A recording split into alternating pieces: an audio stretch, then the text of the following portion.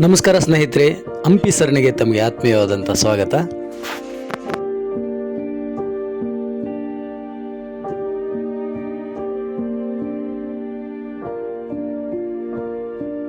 ನಾವೀಗ ನೋಡಲಿಕ್ಕೆ ಬಂದಿರತಕ್ಕಂಥದ್ದು ಹಜಾರರಾಮ ದೇವಾಲಯ.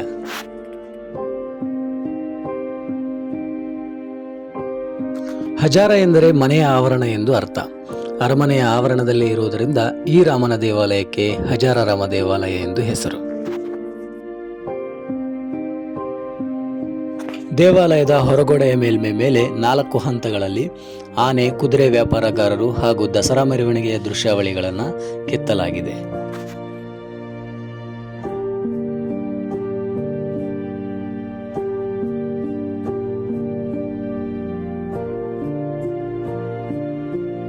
ಆಲಯಕ್ಕೆ 3 ಪ್ರವೇಶ ದ್ವಾರಗಳಿದ್ದು ಮುಖ್ಯ ದ್ವಾರವು ಉತ್ತರಾಭಿಮುಖವಾಗಿದೆ. ನಾವೀಗ ಪ್ರವೇಶ ಮಾಡ್ತಾ ಇರತಕ್ಕಂಥದ್ದು ಪಶ್ಚಿಮ ದ್ವಾರದ ಮೂಲಕ.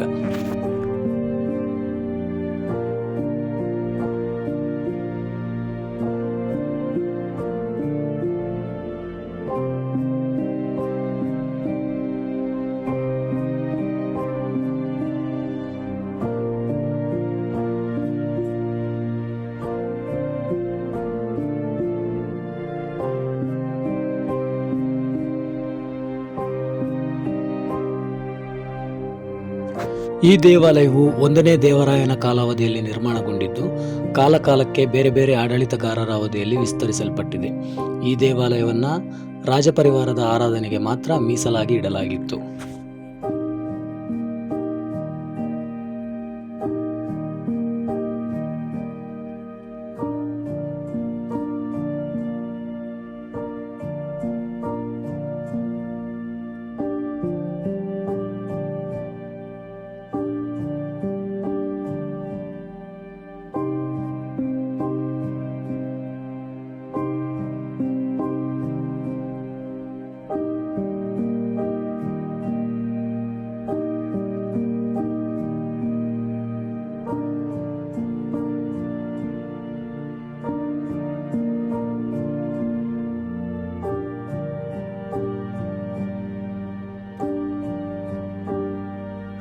ಮುಖ್ಯ ದೇವಾಲಯದ ಗೋಡೆಯ ಮೇಲೆ ರಾಮಾಯಣದ ಶಿಲ್ಪಗಳನ್ನು ಕೆತ್ತಲಾಗಿದ್ದು, ಇಡೀ ಹಂಪಿಯಲ್ಲಿ ವಿಜಯ ವಿಠಲ ದೇವಾಲಯವನ್ನು ಹೊರತುಪಡಿಸಿದರೆ 2ನೆಯ ಅತಿ ಹೆಚ್ಚು ಶಿಲ್ಪ ಸೌಂದರ್ಯವನ್ನು ಹೊಂದಿರತಕ್ಕಂತಹ ದೇವಾಲಯ ಈ ಹಜಾರರಾಮ ದೇವಾಲಯ ಆಗಿದೆ.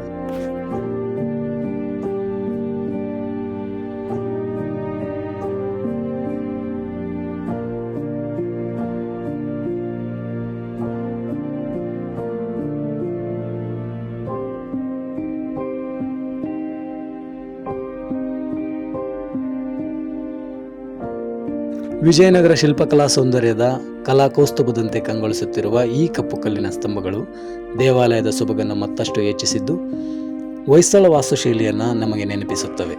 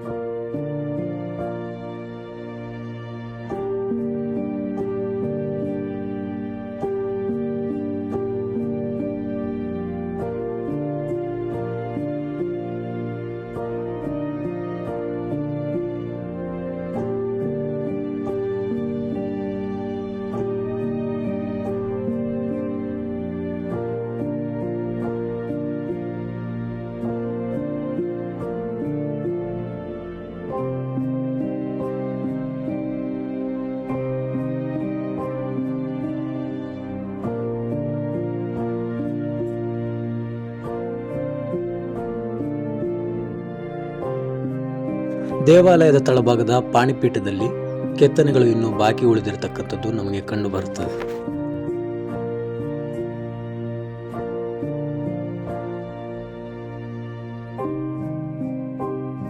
ಗರ್ಭಗೃಹವನ್ನು ಪ್ರದಕ್ಷಿಣೆ ಮಾಡುವ ಉದ್ದೇಶದಿಂದಾಗಿ ಎರಡೂ ಕಡೆಗಳಲ್ಲಿ ಈ ರೀತಿಯಾದಂತಹ ಪುಟ್ಟದಾದ ದ್ವಾರಗಳನ್ನು ನಿರ್ಮಾಣ ಮಾಡಲಾಗಿದೆ.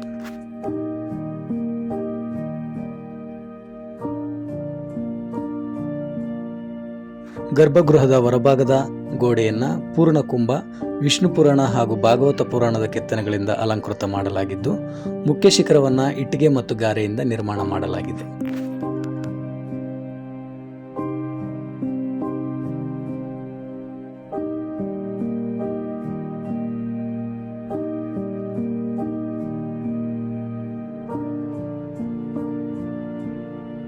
ವಿಜಯನಗರದ ಬಹುತೇಕ ದೇವಾಲಯಗಳಲ್ಲಿ ಕಂಡುಬರುವಂತೆ ಪಕ್ಕದಲ್ಲೇ ಒಂದು ಸಣ್ಣ ದೇವಾಲಯ ಕೂಡ ಕಂಡುಬರುತ್ತದೆ. ಇದು ಬಹುಶಃ ಸೀತಾದೇವಿ ಅಥವಾ ಹನುಮಂತ ದೇವರ ದೇವಾಲಯ ಆಗಿದ್ದಿರಬಹುದು.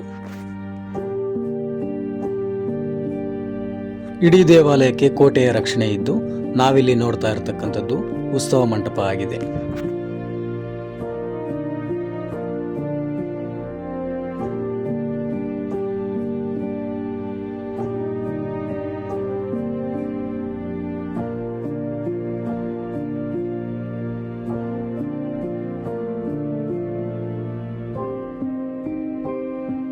ಪಕ್ಕದಲ್ಲೇ ಇರತಕ್ಕಂತಹ ಪರಿವಾರ ದೇವತೆಯ ಈ ಪುಟ್ಟ ದೇವಾಲಯದ ತಳಭಾಗದ ಪೀಠದಲ್ಲಿ ಭಾಗವತ ಪುರಾಣ ಹಾಗೂ ಬಾಲಕೃಷ್ಣನ ಲೀಲೆಗಳನ್ನು ಒಳಗೊಂಡಂತಹ ಕೆತ್ತನೆಗಳನ್ನು ಕಾಣಬಹುದಾಗಿದೆ.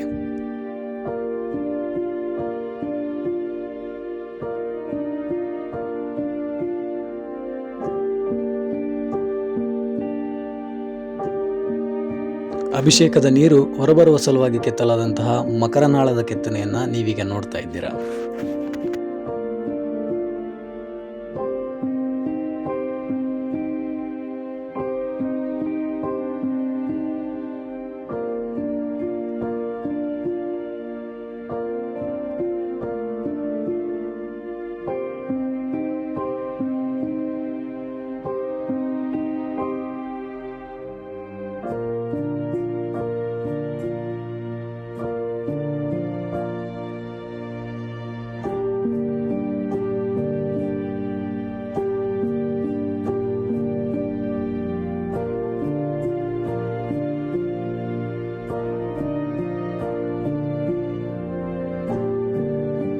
ಹಂಪಿಯಲ್ಲಿ ಕಂಡುಬರುವ 7 ಮುಖ್ಯ ಬಜಾರುಗಳ ಪೈಕಿ ಒಂದಾದಂತಹ ಪಾನ್ಸುಪಾರಿ ಬಜಾರು ಈ ಹಜಾರರಾಮ ದೇವಾಲಯದ ಮುಂಭಾಗದಲ್ಲೇ ಇತ್ತು.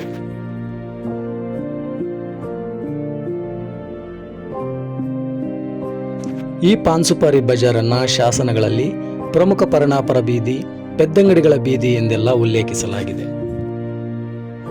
ಅವತ್ತಿನ ಕಾಲಕ್ಕೆ ಹಂಪಿಗೆ ಭೇಟಿ ನೀಡಿದ್ದಂತಹ ವಿದೇಶಿ ಪ್ರವಾಸಿಗರ ಲೇಖನಗಳ ಪ್ರಕಾರ ಈ ಪಾನ್ಸುಪಾರಿ ಬಜಾರಿನಲ್ಲಿ ಚಿನ್ನ, ಬೆಳ್ಳಿ, ಮುತ್ತು, ರತ್ನಗಳಂತಹ ಬೆಲೆಬಾಳುವ ವಸ್ತುಗಳ ವ್ಯಾಪಾರ ಬಹಳ ಹೆಚ್ಚಾಗಿ ನಡೆಯುತ್ತಿತ್ತು.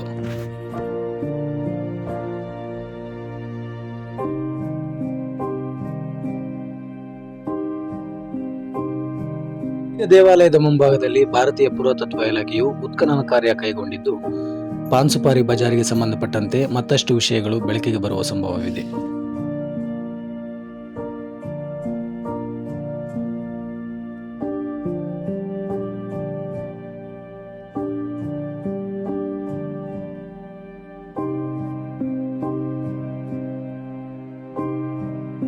ಇದಾಗಿತ್ತು ಸ್ನೇಹಿತರೆ ಇವತ್ತಿನ ವಿಶೇಷ. ನನ್ನ ಈ ಪುಟ್ಟ ಪ್ರಯತ್ನ ನಿಮಗೆ ಇಷ್ಟವಾಗಿದೆ ಅಂತ ಭಾವಿಸಿದ್ದೀನಿ. ಮುಂದೆ ಮತ್ತೊಂದು ವಿಶೇಷದೊಂದಿಗೆ ಮತ್ತೆ ಭೇಟಿಯಾಗ್ತೀನಿ. ಅಲ್ಲಿವರೆಗೂ ನಮಸ್ಕಾರ, ಶುಭ ದಿನ.